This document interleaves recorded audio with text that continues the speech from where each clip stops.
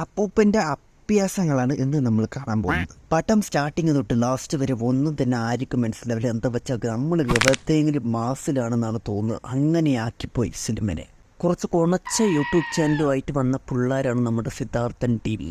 ഇവന്മാർ കുറച്ച് നാടിന് വേണ്ടി നല്ലതെന്തെങ്കിലും ചെയ്യണമെന്ന് പറഞ്ഞിട്ട് നല്ലതങ്ങോട്ട് വെള്ളമ്പി കൂട്ടും. ആ കൂട്ടുന്നതിൻ്റെ ഇടയ്ക്ക് പണ്ടെങ്ങാനും വെടിവെച്ച് ചകാന്ത ജീവിച്ചിരിക്കുന്ന ഇന്ത്യൻ മാമനെ കൂടെ ഒന്ന് വിളിക്കണം എന്ന് വിചാരിച്ച് ഇവരെല്ലാവരും കൂടെ വിളിക്കും. വിളിച്ചത് പിന്നെ അങ്ങ് തുടങ്ങി തിയേറ്റർ മൊത്തം അമ്മീ വർണ്ണമരിയായി എല്ലാവരും. സിദ്ധാർത്ഥും ടീമും എല്ലാവരും കൂടെ നാടിൻ്റെ നന്മയ്ക്ക് വേണ്ടി പ്രവർത്തിച്ചുകൊണ്ടിരിക്കുന്ന സമയത്ത് ഇവരിനെ കൊണ്ട് നാടിൻ്റെ നന്മയ്ക്ക് വേണ്ടി പ്രവർത്തിക്കാൻ പറ്റാത്ത ഒരു സാഹചര്യം വരും. അപ്പോഴാണ് നമ്മളുടെ ആദ്യകാല ജീവിതത്തിൽ ജീവിച്ച ഒരു നാടിൻ്റെ ഒരു ഫ്രീഡം ഫൈറ്ററെ ഓർമ്മ വരിക. അത് വേറെ ആരുമല്ല, നമ്മളുടെ സാക്ഷാൽ കമലഹാസനാണ്. കമലഹാസനെ വിളിക്കാൻ വേണ്ടി ഇവരെന്താ ചെയ്യുന്നത് വെച്ചാൽ കം ബാക്ക് ഇന്ത്യ എന്ന് പറഞ്ഞിട്ട് ഒരു ട്വീറ്റ് ഇടും. ആ ഒരു ഹാഷ്ടാഗ് അങ്ങോട്ട് ഫുള്ള് ട്രെൻഡാകും. അത് ഇന്ത്യ മൊത്തം ഒരു സെക്കൻഡിൽ ട്രെൻഡാകും. അതാണ് ടെസ്റ്റ്.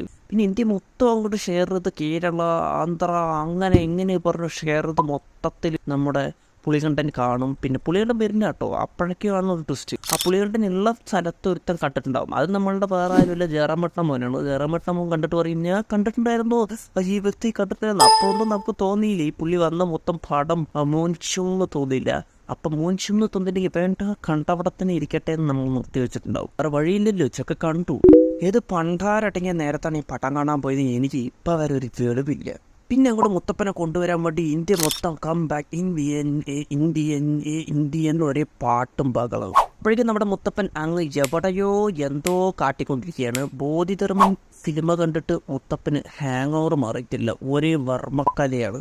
കൈ കൊണ്ട് അങ്ങോട്ടും ഇങ്ങോട്ടും കാണിച്ച ഒറ്റ അറ്റാക്കാണ്. അടിച്ചൊന്നും വീഴ്ത്തില്ല, പുള്ളിക്കാരെ തൊട്ടാണ് വീഴ്ത്തുക. തൊട്ടതൊക്കെ പടായി കളയും. മുത്തപ്പൻ്റെ ഹാൻഡ് ക്വാളിറ്റി എങ്ങനെയാണ്? കയ്യല്ലേ ഈ കയ്യാങ്കടി എന്ന് പറയുന്നത് അപ്പം ഇതാണെന്ന് തോന്നുന്നു. കയ്യിലങ്ങോട്ട് വളഞ്ഞിരിഞ്ഞ് കളിക്കുകയാണ് മൂപ്പര്. അങ്ങനെ ഏതോ ഒരു പണക്കാരൻ കുറച്ച് പെൺപിള്ളേരോട് എൻജോയ് പറഞ്ഞിട്ട് കളിച്ചുകൊണ്ടിരിക്കുമ്പോൾ മൂപ്പര് ആ പുള്ളിക്കാരനെ കൊല്ലും. പിന്നെയാണ് അറിയാം പുള്ളിക്കാരൻ കുറേ ഈ പൈസ ലഞ്ചമൊക്കെ വാങ്ങിച്ചിട്ട് നടന്ന് കോടീശ്വരനായതാണെന്ന്. പിന്നെ അല്ല പുള്ളിക്കാരൻ്റെ നാട്ടിൽ എൻട്രി. നാട്ടിലേക്ക് വന്ന് മാന്യമായി ജീവിച്ച പിള്ളേരുടെ മൈൻഡിലൊക്കെ ബ്രെയിൻ വാഷ് ചെയ്ത് എല്ലാവരുടെയും വീട്ടിലുള്ള ഗവൺമെൻറ് ഓഫീസർ വർക്ക് ചെയ്യുന്ന പിള്ളേരൊക്കെ ആണെങ്കിൽ അവരിനെയൊക്കെ ഒന്ന് നോട്ട് ചെയ്യാൻ വേണ്ടി മൂപ്പര് ബ്രെയിൻ വാഷ് ചെയ്യും. ലൈവ് വന്നാൽ പിന്നെ അങ്ങ് 1 മില്യൺ റീച്ചാണ് കേട്ടോ. നമ്മളൊന്നും ലൈവ് പോയി ആരും കാണാനില്ല. പിന്നെ അല്ലേ മുത്തപ്പൻ്റെ വലിയ പിന്നെ മുത്തപ്പൻ പിന്നെ ഇന്ത്യ ആണല്ലോ, ഇന്ത്യൻ ആണല്ലോ, അങ്ങ് 1 റീച്ച്. മുത്തപ്പൻ പറഞ്ഞാൽ കേട്ടിട്ട് വീട്ടിലുള്ള അമ്മയും അച്ഛനെയൊക്കെ മാറ്റി കൊടുക്കാൻ വേണ്ടി പിള്ളേർ ഫുള്ളും ക്യാമറ എടുത്ത് നടക്കുകയുണ്ടാവും. ഇങ്ങനെ ക്യാമറ എടുക്കാൻ നടക്കി ഓരോ വീട്ടിലും ഓരോ ഊടിലാണ് പിള്ളേർ വീഡിയോ എടുക്കുന്നതെന്ന് ആരും കാണുന്നില്ല. എന്താ സിനിമയല്ലേ, നമ്മളൊക്കെ മണ്ടം വരും.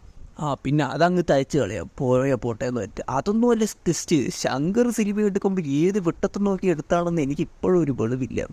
പടം മൊത്തത്തിൽ ബോൻസി. നമുക്ക് കഥയിലോട്ട് കിടക്കാം. ഓൾറെഡി കിടന്നല്ലോ.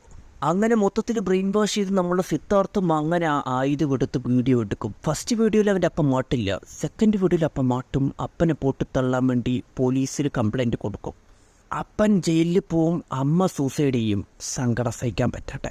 അങ്ങനെ മൊത്തത്തിൽ സിദ്ധാർത്ഥന് ഇത് ഗിൽട്ടായി അയ്യോ അമ്മോ വേണ്ടി കാര്യം. ആദ്യം ആലോചിക്കേണ്ട ഇങ്ങനെയൊക്കെ മുത്തപ്പൻ വന്ന് പറയുമ്പോൾ ചെയ്യണോ വേണ്ടിയോ ഒന്ന് ചെയ്ത് കളഞ്ഞല്ലോടെ. ഒരു നാടൻ്റെ നന്മയ്ക്കല്ല. അങ്ങനെ മൊത്തത്തിൽ സിദ്ധാർത്ഥ പോലും ഈ ഇന്ത്യന് എതിരാവും. പറഞ്ഞിട്ട് അവൻ എതിരായതിനു ശേഷം ഇന്ത്യൻ മൊത്തത്തിൽ ഗിൽട്ടാവും. ഇന്ത്യൻ എന്തോ പറയാൻ വേണ്ടി വരും, പക്ഷെ അത് പറയില്ല. നിന്റെ അമ്മയെന്ന് പറയും. അപ്പോഴേക്കും സിദ്ധാർത്ഥ വേടാ പറയും. ഈ വീഡിയോ മൊത്തത്തിൽ ഈ ST സൂര്യ എന്ന് പറഞ്ഞിട്ടൊരു ടീം ഉള്ളിലുണ്ട്. ചെക്ക ബില്യനാട്ടാ. അവനെ കാണിക്കുകയില്ല, കടയിലിടയിൽ അങ്ങോട്ടും കൂടെ നടത്തുമോ, തലയിൽ അങ്ങോട്ട് കഴുത്തു വിട്ട് മൊത്തത്തിൽ 10.5 ടണ്ണ് സ്വർണവും വെള്ളിയൊക്കെ ഉണ്ട്. ചെക്ക എങ്ങനെയാണ് നടക്കണമെന്നറിയില്ല. ഇനിയിപ്പോൾ ക്രെയിനിൻ്റെ സപ്പോർട്ടാണെന്ന് പറയില്ല. നമുക്ക് വീണ്ടും 3rd പാർട്ടിൽ കാണാം. ഈ 3rd പാർട്ടും കൂടെ ഉണ്ട് കേട്ടാ. ഉടായ്പിനെ ഊക്കിയെടുത്ത പടമായതുകൊണ്ട് നമുക്ക് 3rd കൂടി ഇരുന്ന് കാണാം. പിന്നെ അങ്ങോട്ട് സിദ്ധാർത്ഥം അങ്ങോട്ട് ട്വീറ്റിടും, ഞങ്ങൾക്ക് നീ വേണ്ടിടോ, ഗോ ബാക്ക് ഇന്ത്യ എന്നൊരു ട്വീറ്റ് ഇട്ടതിന് ശേഷം അത് അങ്ങോട്ട് വൈറലാവും കേട്ടോ. ഇവരെന്ത് ട്വീറ്റ് ഇട്ടാലും വൈറലാവും. ഇവർക്ക് പിന്നെ 1 ലക്ഷം സബ്സ്ക്രൈബറിൽ യൂട്യൂബ് ചാനൽ ഉള്ളതുകൊണ്ടാണ് കേട്ടോ. ഇനിയിപ്പോൾ 1 മില്യൺ ഉള്ളവരൊന്നും പൊട്ടന്മാരല്ല എന്ന് തോന്നുന്നത്. നമുക്ക് നോക്കാം. ഇവൻ ട്വീറ്റ് ഇട്ടത് എല്ലാ വീട്ടിലും പോയി ഇങ്ങനെ മാറ്റിക്കൊടുത്ത പിള്ളേരൊക്കെ സങ്കടത്തിരിക്കുകയായിരിക്കും. അവരും ട്വീറ്റ് ഇടും. അങ്ങനെ മൊത്തം ഇത് ട്രെൻഡായി.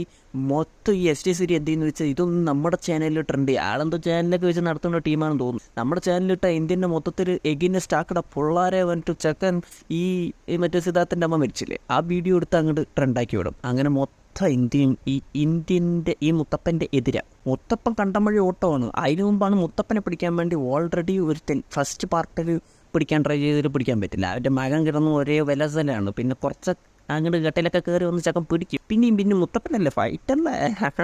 ചക്കൻ ഓടി രക്ഷപ്പെട്ടു. അത് നമ്മളിങ്ങനെ തിയേറ്ററിൽ നിന്ന് കാണുമ്പോൾ നമുക്ക് ഓടി രക്ഷപ്പെട്ടല്ലോ എന്ന് തോന്നും തിയേറ്ററിൽ. പിന്നെ തിയേറ്ററിൽ കയറി കഴിഞ്ഞില്ലേ AC കൊണ്ട് ഇങ്ങനെ ഇരിക്കാൻ പറ്റുന്ന ഓരോ ഉറപ്പൊക്കെ കഴിഞ്ഞപ്പോഴാണ് ആ പടം ക്ലൈമാക്സ് ആയത്. അങ്ങനെ ശ്രദ്ധിച്ച് നോക്കിയപ്പോഴാണ് മനസ്സിലായത് ഈ പടത്തിൽ ഇനിയൊരു ട്വിസ്റ്റ് കൂടെ ഉണ്ട് എന്ന്.